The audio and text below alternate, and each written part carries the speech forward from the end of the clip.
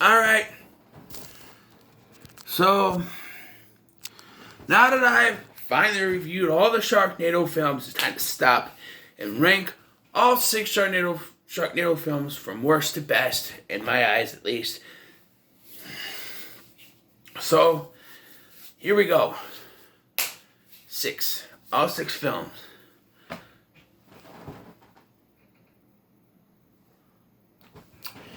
Number 6, bottom of the barrel, and this is no surprise. If you watch my reviews, you know my feelings on it, and that's Sharknado 2, the second one. Just, out of all the Sharknado films, once they get to Sharknado 3, they know what they are, and they know what they're doing, what kind of tone they want, and everything just seems parody, the way that the rest of the series goes, and they know what they're doing. Here, they were very much going into parody, but still trying to keep the seriousness of the first film, and to me, it didn't work.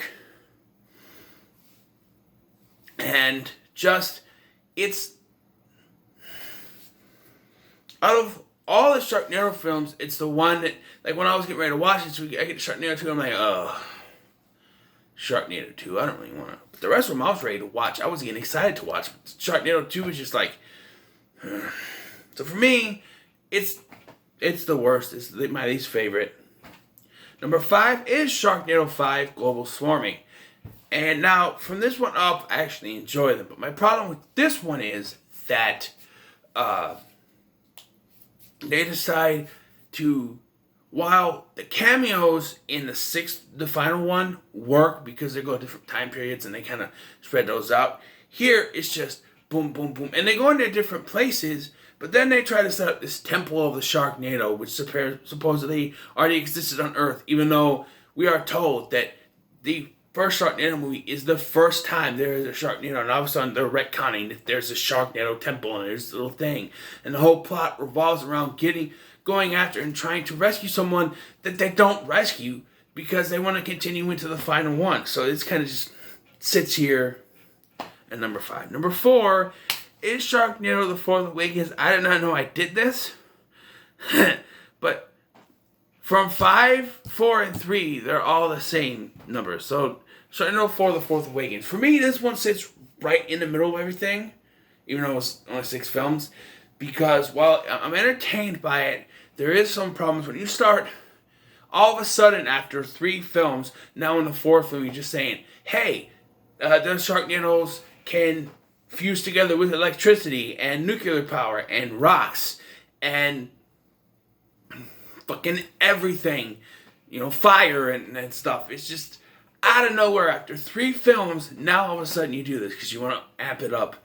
And the way you handle the Tara Reid, obviously people voted to have her killed off, and you decided, hey, we're just going to troll the fans, and she died, but then she didn't because she's a robot, and that starts one of the worst storylines in the franchise.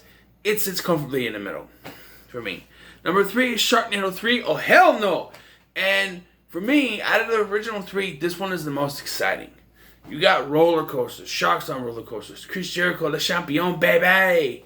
A little bit of the bubbly, a little bit of the sharky. You got freaking Max Thunderman fighting off sharks with his on-screen girlfriend in both this and the TV show. And then you got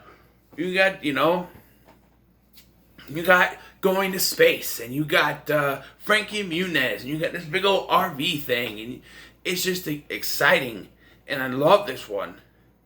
But the problem stems from the fact that you do have all that stuff shoved together in the 3rd film. If you were going all out with this stuff, I would save it for later. But clearly they were planning to continue, as the whole thing with the ending was, do you want April to live in Sharknado 4? So obviously they were planning on continuing. They should have gone all out like that. They should have gone all out. Like I said, the 4th one, you can call The Fourth Awakens, should have had the space stuff in it. Oh, also I want to mention, this is the first time you get that kick-ass song that plays out of the 2 times it's in the movie. I'm a badass. I'm a badass. How do you do? It's absolutely awesome. That's why it's number 3. Number 2 is The Last Sharknado. It's about time. And, well, let me just tell you, when I first watched this, I was unsure about it.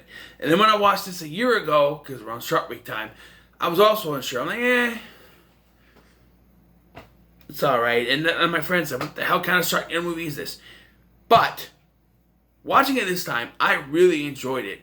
And I like how the stories connect. The only thing that stops this one from being number 1 for me is the fact that you gotta shove the robot, like, at the end of part 5, when the robot was restored, I'm like, yes! Destroy it! Don't bring it back. You kept that head wrapped up, which, I mean, it's meant that they're gonna do something with it. But the fact that they make the android version of Android April, the villain of a Sharknado film that, for all intents and purposes, should not have any kind of villain other than the Sharknado, made no sense to me. And that's why it's kind of just boom. But this movie is just boom, boom, boom, boom from the very beginning, going from time period to time period to time period. I love time travel films. And then the ending kind of knocks it down as well. But I love this movie, and I absolutely enjoy it. Number 1, of course, is the original Sharknado. There is none better than the original. There are some horror franchises out there where they say the original is better. Halloween. I can argue with Nightmare on Elm Street, even though I think Nightmare on Elm Street 3 is better. There are people that think that the first Friday the 13th is better. It's not, but there are people out there that do. The first Hellraiser, arguably, is the best of that franchise. Child's Play, of course, is the best. People say, oh, Child's Play 2 or Bride of Chucky. I get it. But for me, the best Sharknado film is the first. It's the most serious. It makes the most sense. It has the best characters as they're actually trying to be themselves and have parodies of themselves later on. It just works. And it's not this weird, oh, sharks are showing up all over the place. It's about a father trying to save his family. And then that Sharknado brings back together, which is why the ending of The Last Sharknado makes no sense to me, because if it wasn't for the Sharknado, his family wouldn't be together. And they give us no explanation as to what it was that actually got his family back together. Just that, oh, we went through some rough times, but now we're all family again. No, because if there was no first Sharknado movie, your family would still be separated. Your kids would be at odds with you. Your wife would be probably married to that douchebag guy from the first film. And your brother-in-law would not be as close to you as he was because the second film didn't happen. I'm just saying, if the Sharknado movies didn't happen, they wouldn't be as close as they were, and they just tried to lead you into, oh, they're going to be close anyway. It wouldn't work that way. And also, Gil is born 3 years after he was supposed to be. Who knows? But yeah, like I said, Sharknado is the first. The first Sharknado film is the best, and that's my ranking. What do you think of my ranking? That's why it's number 1. What do you think of my ranking? Leave in the comments below. Make sure to like, share, and subscribe. Thank you for watching. I've been Scotty. We'll see you in the next one.